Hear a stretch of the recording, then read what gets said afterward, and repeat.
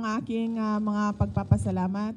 Una, magandang umaga sa inyong lahat, maayong buntag sa inyong tanan. Assalamualaikum warahmatullahi wabarakatuh.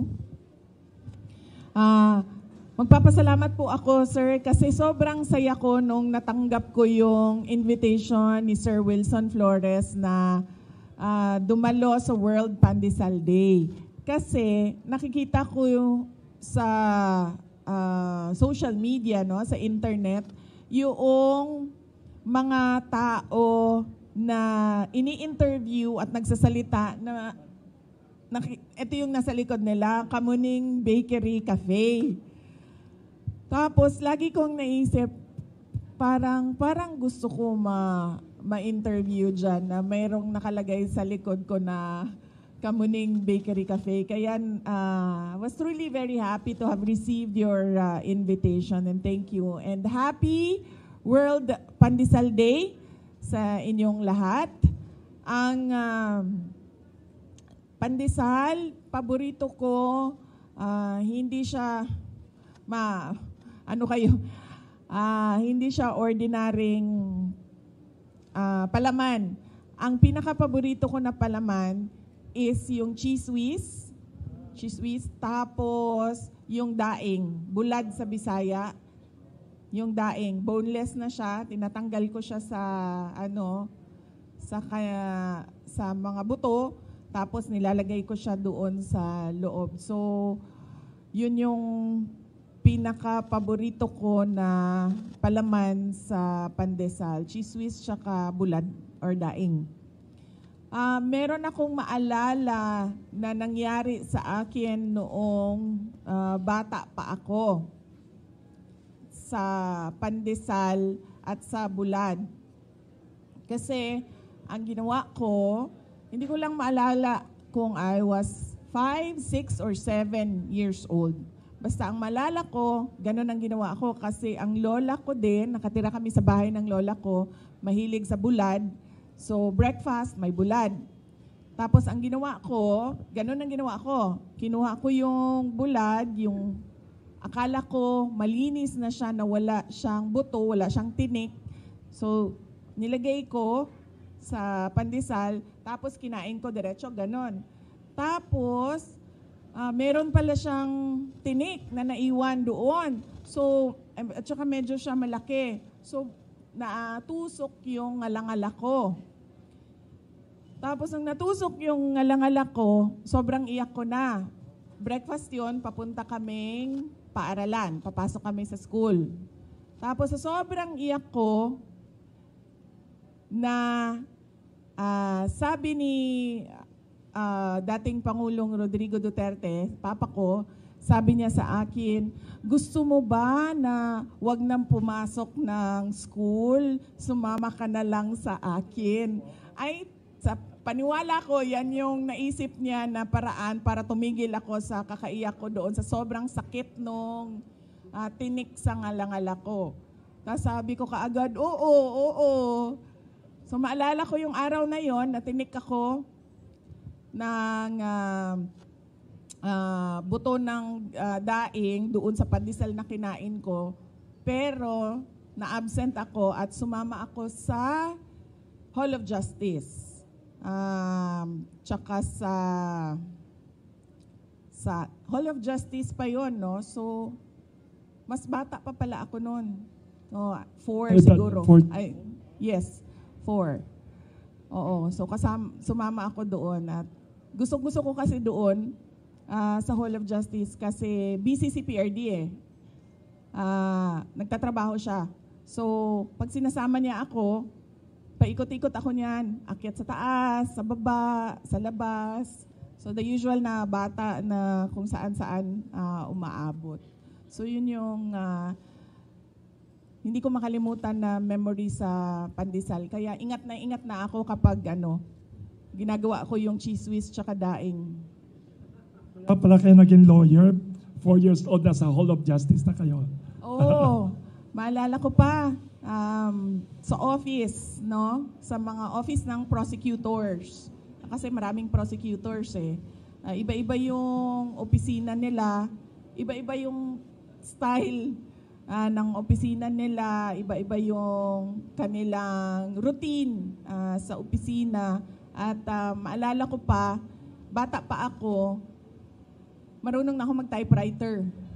Kasi may typewriter, 'di ba, sa office. Tapos doon ako naglalaro kasi yung secretary ni PRD, para hindi ako paikot-ikot kung saan-saan, binibigyan ako ng mga scratch paper at pinagta-type ako kahit hindi pa ako marunong magbasa. Yes. Thank you. Before we continue, I'd like to acknowledge one of your biggest fans, ma'am, in the Philippines, Congressman Bong Sontay. Opo. Congressman namin dito, ha? Yes. Good morning po, Congressman. Thank you. Bong Sontay is my schoolmate. Schoolmate pala kayo. Ay, hindi tayo nag-abot. Nag-abot ba Oo. tayo? Hindi na, no? Oo. Oh, wow. Oh, yeah. So, nag-abot tayo sa San Beda Thank you. College. May tanong sila, kung may memories, yung tatay ninyo, anong daw ang paboritong palaman ni former President Duterte? May picture siya na nasa Davao kumakain ng pandesal. Unfortunately, hindi ko alam kung ano yung, or kung naglalagay ba siya ng palaman. Yan ang hindi ko alam. Ang the best na tanungin natin dyan si Kitty. Kasi yes. siya yung lumaki na nandyan talaga Sa si tabi. PRD. Thank you. Ma'am, may isang gusto magtanong dito, editor ng Philippine Star, Miss Natalie Tomada. Ma'am, Bisaya siya. May buntag, BP Inday. Nagala video ko lang.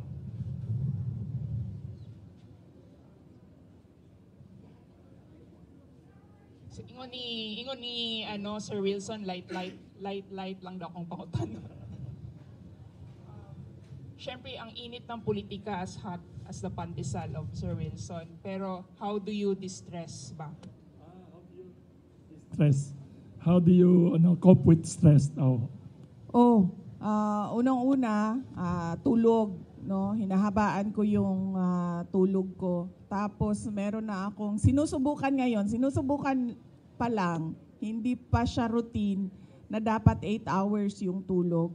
Dapat by 11 p.m. tulog na ako, and then 8 a.m. dapat gising na ako. So sinusubukan ko pa lang. Hindi pa siya perfect na routine. Tapos pangalawa, marami naman nakakaalam na nag-hike ako. Nag-hike ako ng mga bundok, pero lately hindi pa ako nakabalik sa hiking. At ang pangatlo is usually kasama lang yung pamilya. Napakasimple na magkasama kami, tapos nagluluto kami ng sangyupsal, yung mga ganon. Mahilig yung mga anak ko yung luto kain. So kung kunwari may griller, tapos hotdog, tapos kakainin ka agad. So yung mga ganon na mga bagay.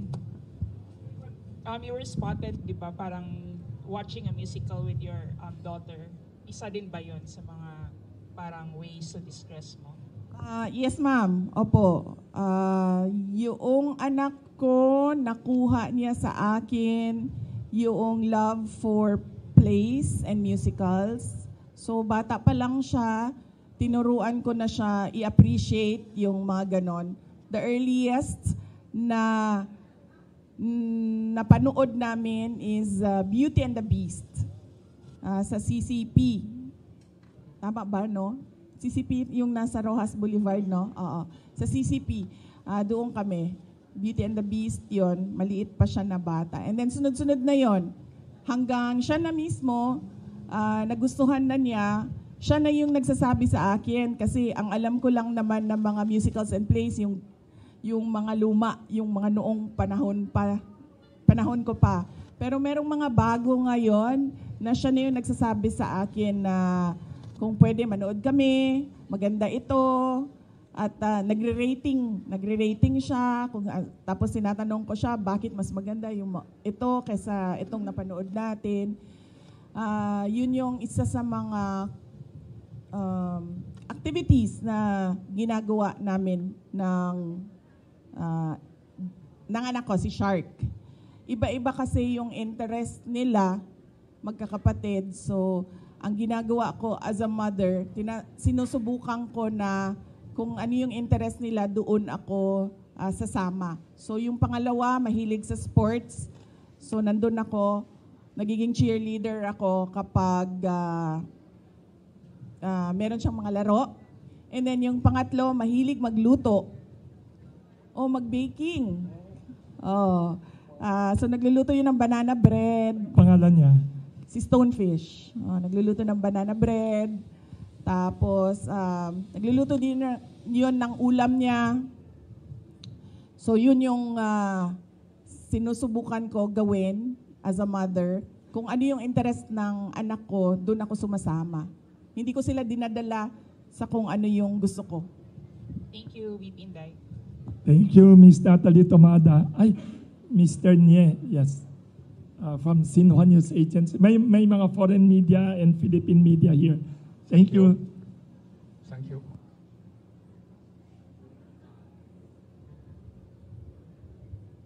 Hello. Thank you. Good morning, Madam Vice President. I'm from China. Speaking about the food security, my grandfather, even my parents, their generation, they all have the memory of hunger. They don't have enough to eat. So, but now, thank you. But now China have pretty much solved this poverty and hunger problem. So, what if both countries will enhance the cooperation in this field? I think for sure China will provide a lot of help and experience also lessons. So, what do you think the future perspective for the cooperation between the Philippines and China in the poverty reduction and to solve the food security problem? What is the future? What do you think of the future will be? Thank you. Philippines. Yes. For the Poverty, Philippines, hunger. yes. Well, I see, sir, that in the People's Republic of China, there is really a plan on how to uplift the citizens from poverty, and that is very important, that there is a plan by government on how to address poverty, not just by band-aid solutions, but long-term solutions to poverty. The first one is you have to have a plan, and then number two, you have to invest in education. I truly believe that the primary solution to poverty is education, and not just the education that we see now, but modernization of education as well. It has to evolve with the changing times. And then next is food security. It is important that the state invests in modernization and assisted farming. So sa una po, initially, it has to be that the state is involved in providing the necessary capital to the farmers to give them the startup. And then it has to be state farming as well, so that we get to use all the available lands, not just 1 or 2 hectares of private lands. It has to be all available lands for agriculture. It must be, the government must invest in farming. Thank you, Vice President. May nag-text din dito, 3 people.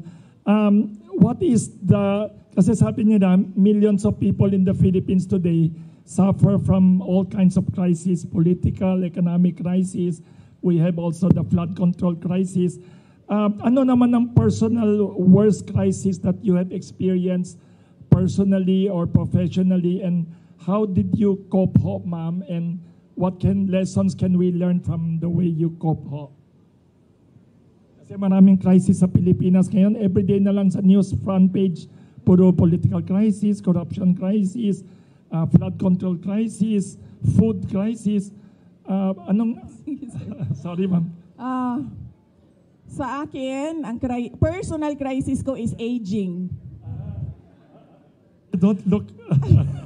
Yan siguro yung masasabi ko na personal crisis, yung aging. Kasi unang-una, mahirap na magbawas ng timbang kapag may edad ka na. At syempre kailangan mo magbawas ng timbang dahil mahalaga yung cardiovascular health, no? Na hindi ka ma-stroke, hindi ka ma-heart attack dahil may edad ka na. Pangalawa, kung napapansin nyo, nauubos na yung buhok ko. Hindi ko alam kung bakit. Everyday na maligo ako, sinasabi ko sa inyo, siguro mga sobra 50 ang nahuhulog na buhok sa ulo ko. Tapos alam ko yon kasi 'di ba, nag-shampoo tayo, Tapos pag ganun mo, sasama lahat 'yon, 'di ba? Tapos nilalagay ko sa tiles 'yon sa wall. Ganyan, dinidikit ko siya. Tapos pagkatapos ko maligo, nililinis ko siya, tapos tinitingnan ko. Na-stress ka na nga, kaya nahulog ang buhok mo. Na-stress ka pa kasi nahuhulog yung. So yan yung crisis natin, sir. Aging po ang crisis. Tapos, syempre kapag may edad ka na, mabagal ka na gumalaw. Napansin ko yon. Medyo hindi na siya abtik. Hindi na abtik ba? Snappy yung galaw. Napansin ko din yon kasi nagmumotor ako. Tapos, yung reflexes ko ba, mabagal na siya. May chance na pwede kang madisgrasya kasi hindi na yung hand-eye coordination, lahat yon hindi na siya mabilis. So, personal crisis, aging. Kung merong fountain of youth, hinahanap yon ng mga nagkakaedad. Tapos, professional crisis, yung naging vice president ako, sir. Tapos, I was serving in the cabinet of BBM. At nagtataka ako, bakit ako inaatake? Wala naman akong ginagawa. Nagtatrabaho lang ako.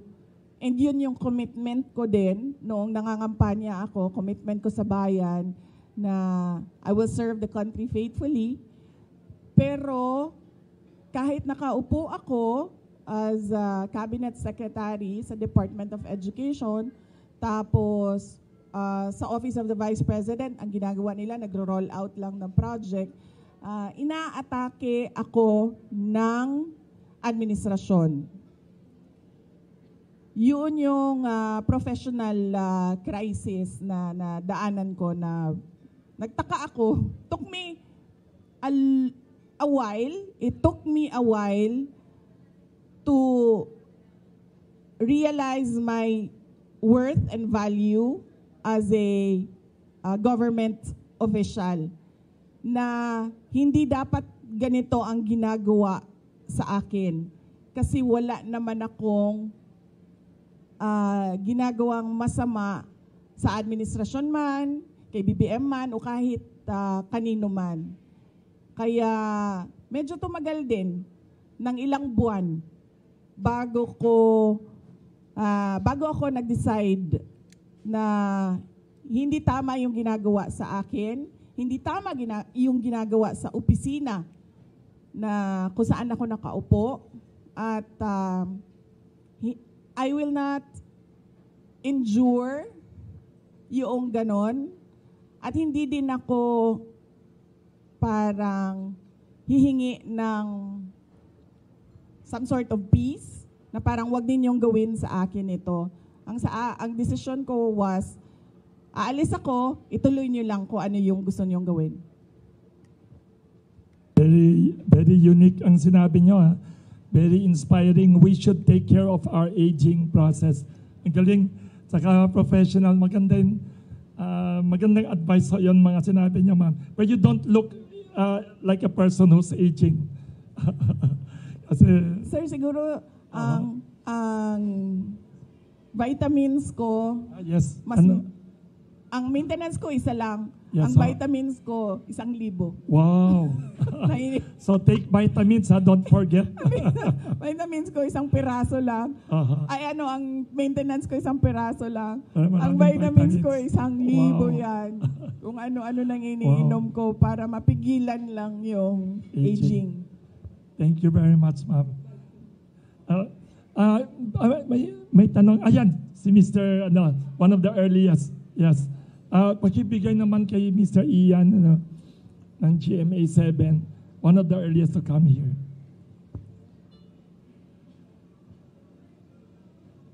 Paki-mention your name ulit kahit kilala na kayo ni PP. Thank you.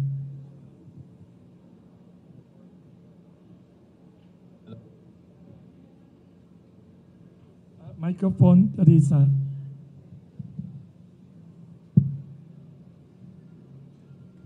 VP, good morning po.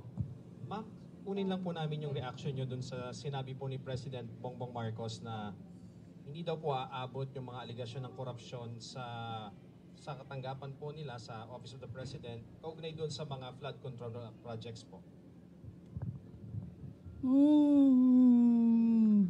Sasagutin niya ni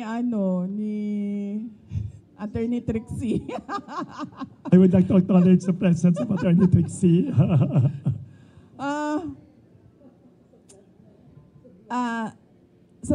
Sa ganitong ongoing pa yung investigation ko at inquiry ko sobrang magtataka ka bakit confident yung Pangulo na hindi aabot sa Office of the President yung iskandalo at yung korupsyon. So ibig sabihin, siguro alam na niya kung ano yung kalalabasan ng inquiry at ng investigasyon. Kasi wala namang iba sigurong explanation kung bakit napaka-confident mo sa mga mangyayari pa. Wala pa akong nahanap na tao na alam kung ano yung mangyayari bukas. Siya pa lang. Si BBM pa lang. Ma'am, doon naman po sa sinasabi na baka possible na maging state witness si former Speaker Martin Romualdez, do you think magiging effective po siyang state witness doon sa mga flood control projects po? Sound, pakilakas ulit. Laksan konti. Pakilakasan konti. Ma'am, may natanong na rin po sa Malacanang kung patungkol doon sa pagiging state witness daw. State witness ni former Speaker Martin Romualdez. Do you think magiging effective siyang state witness doon po sa flood control project po? Okay. Hindi ako mag-comment diyan kasi hindi ko alam kung totoo ba talagang sinabi ng ICI yan at decision talaga ng body yan na siya ay maging state witness. Mamaya na lang tayo magkomento kapag nandyan na yung kaso at nakikita na natin na totoo talagang state witness siya. Pero sa batas, yung principal sa krimen ay hindi pwede maging state witness. Thank you. Isang Manila Times. Ma'am, good morning Isa po. pa, yes. Good morning po, ma'am.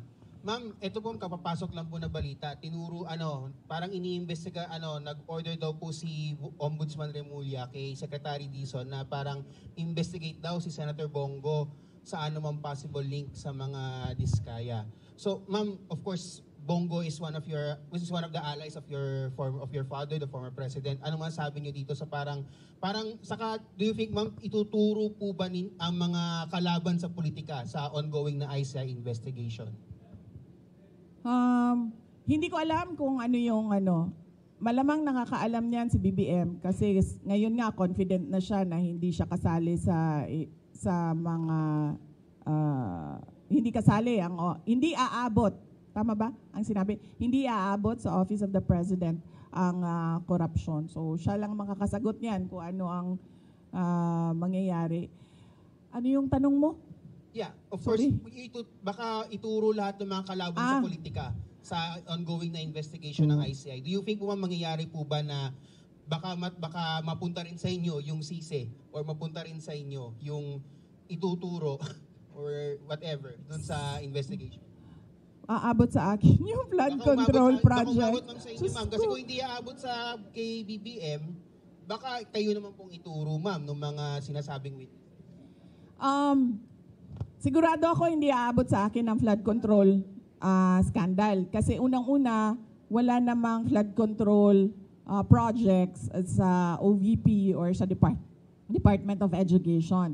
At makakasabi naman talaga ang mga contractors and even si Secretary Bunuan, wala talaga akong at all project dyan sa DPWH. In fact, hindi nga nila masabi ngayon na may insertions ang Vice President kasi wala talaga. Hindi ako sumasali sa ganyan. Kung aabot ba sa akin, sa tingin ko aabot siya kasi kaalyado kami. Sa tingin ko ililink nila, sa tingin ko susubukan nila na paabutin sa akin dahil sa kaalyado ni dating Pangulong Rodrigo Duterte, si Senator Bongo. Doon siguro nila gagawan ng kwento yon. Yung part na ako, si PRD, nasa gitna, at si Senator Bongo, nasa kabilang side. Last question na lang, ma'am. Ma'am, medyo light tayo, ma'am. Ma'am, if you're bread or tinapay, anong bread po kayo? Anong bread si BBM? Anong bread si Martin Romualdez? Anong bread si Saldico? Ito talaga. Taga Manila Times magaling.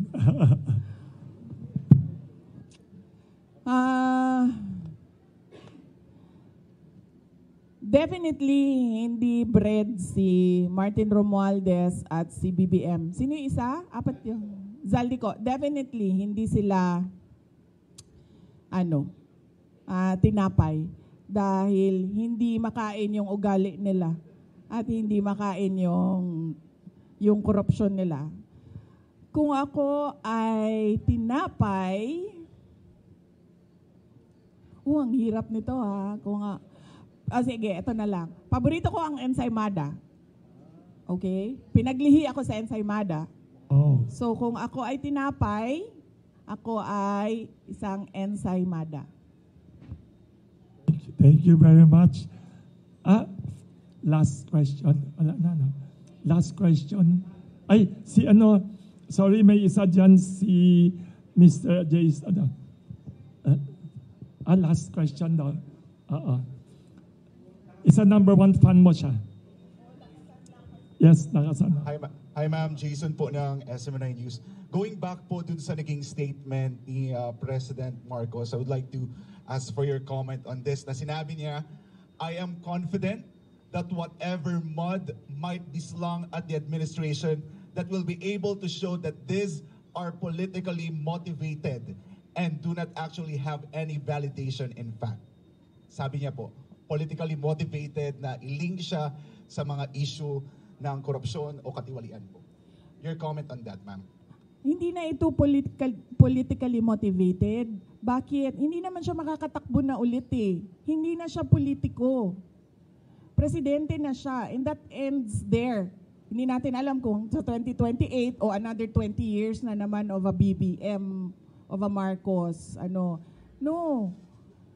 Hindi na siya hinahabol ng mga tao, ng taong bayan dahil politiko siya. Hinahabol siya ng taong bayan dahil wala siyang ginagawa bilang Pangulo.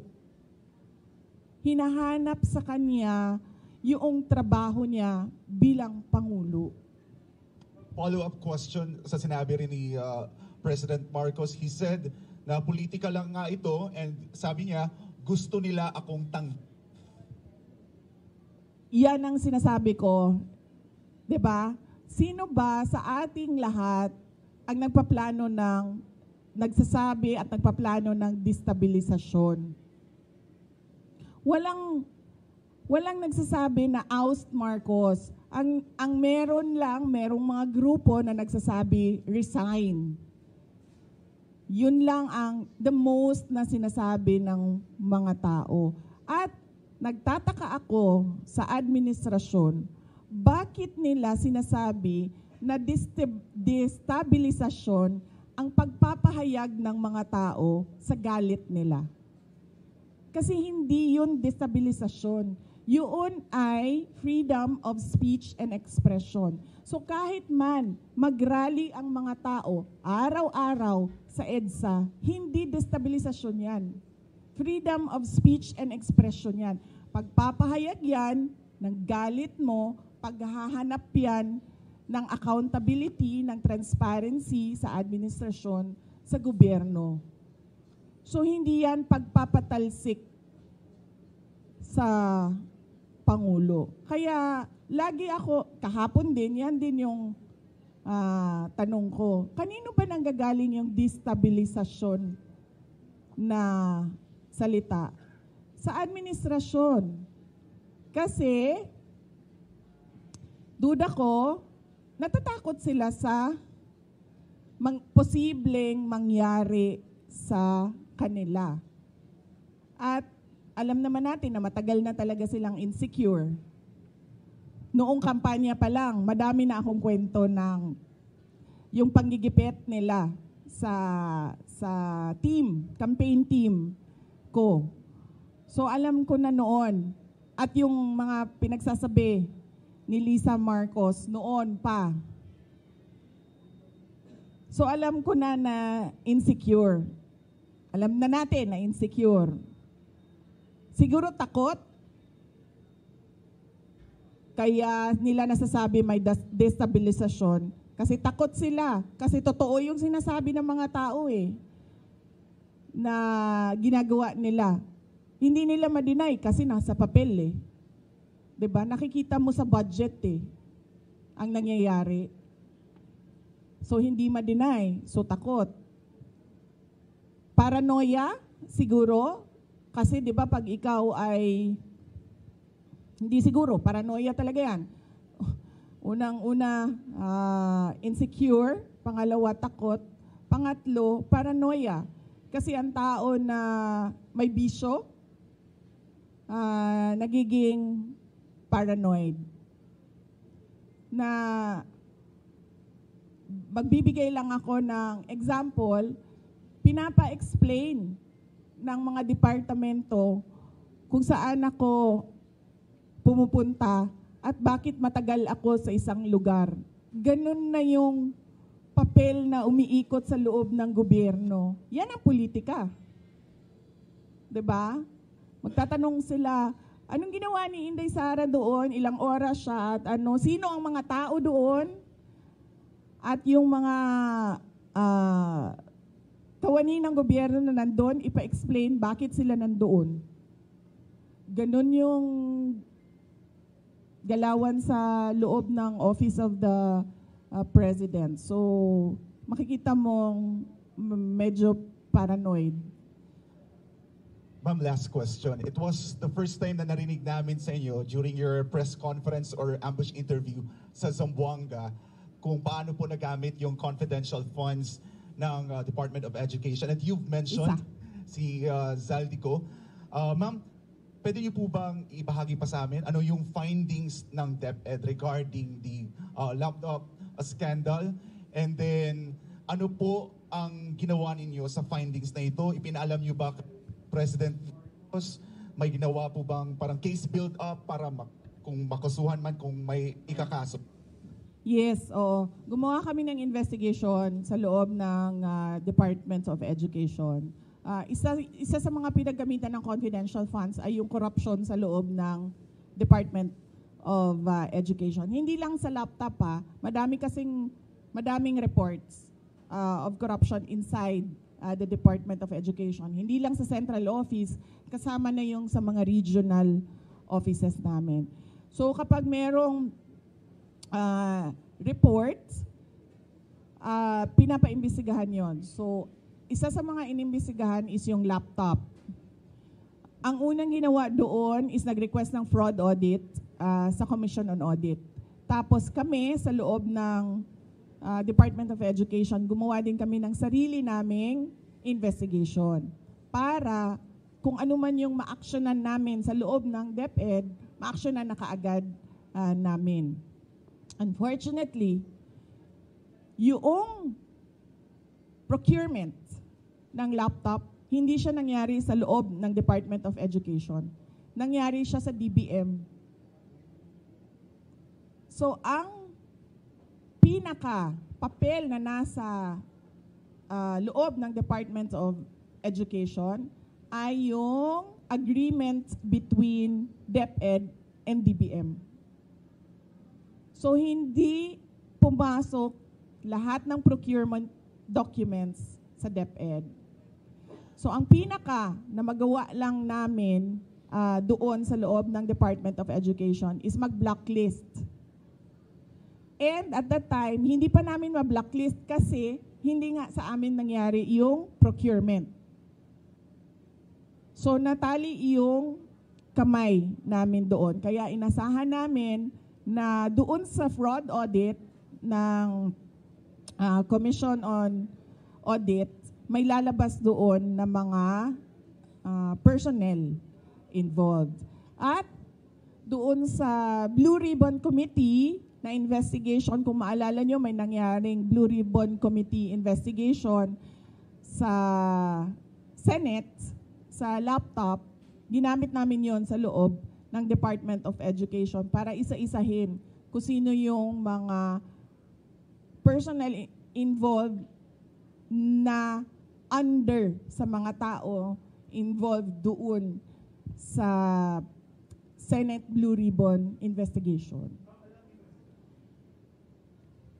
Diyos ko, akala mo ba yung presidente natin nagtatrabaho? Hindi nagtatanong yan at all. Hindi, I swear to the flag, si BBM, hindi yan siya. Nagtatanong ng trabaho at all. Kaya napansin nyo ba, walang direksyon yung governance at walang direksyon yung iba't ibang departamento. Bakit? Kasi he doesn't give he doesn't command.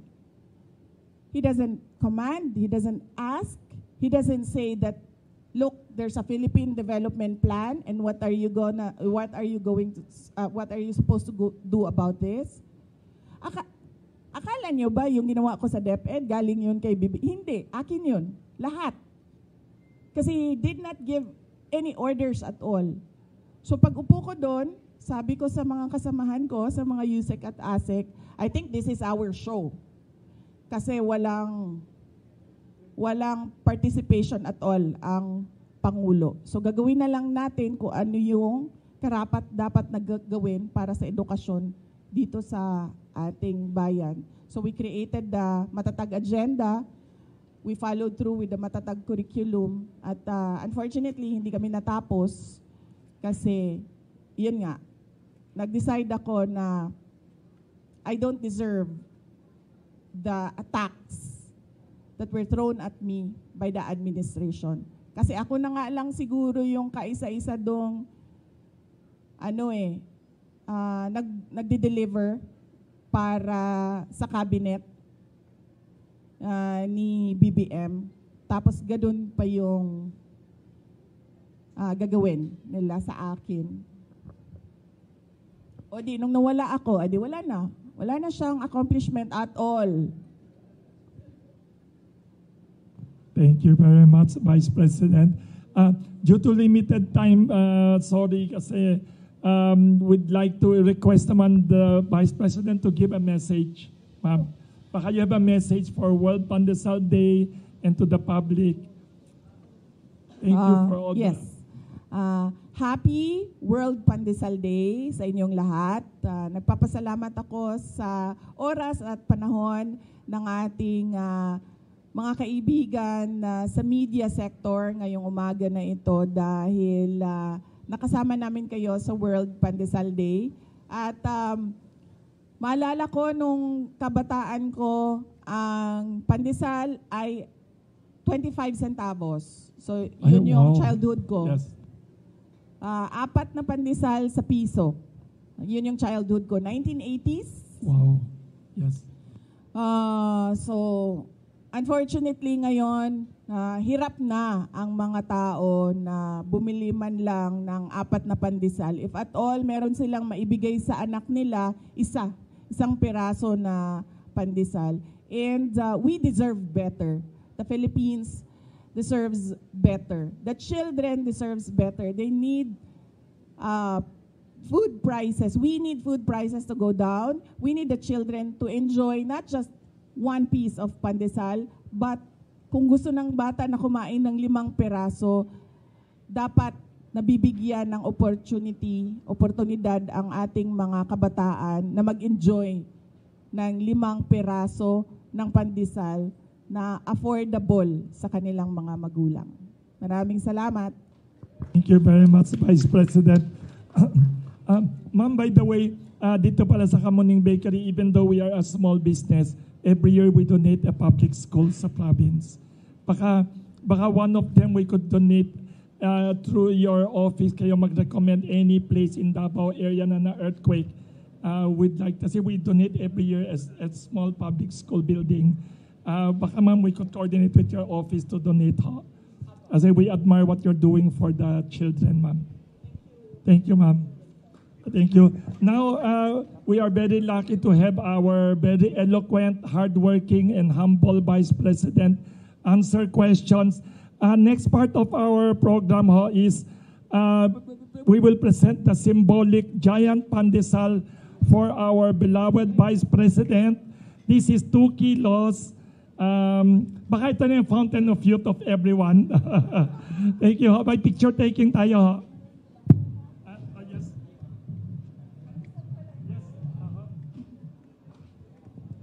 Giant pandesal for Vice President. Of course, di niya kakainin in one,